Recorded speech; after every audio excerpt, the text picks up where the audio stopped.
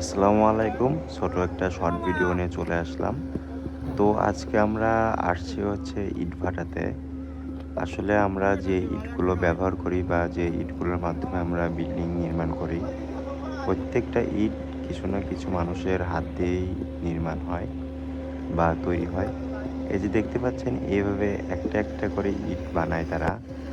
আর তাদের সাথে কথা বলে শুনতে পারলাম বা বুঝতে পারলাম যে তারা প্রতিদিন প্রায় ৫,০০০ এর মতো ইট বানাইতে পারে। এই যে দেখেন এই প্রক্রিয়াতে তারা ইট বানায়।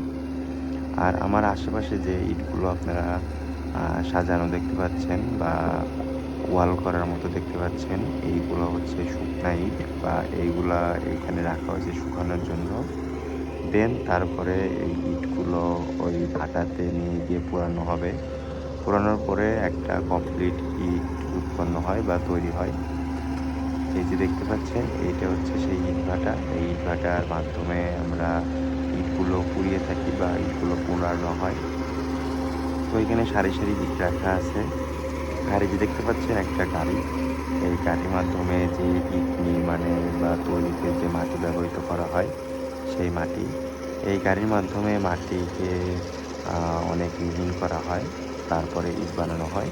তো এইটা একটা ট্রাক্টরের মাধ্যমে কাজটা করা হচ্ছে বা ট্রাক্টরকে ওইভাবে মডিফাই করে বানানো হয়েছে যাতে মাটি পরিষ্কার করা হয়।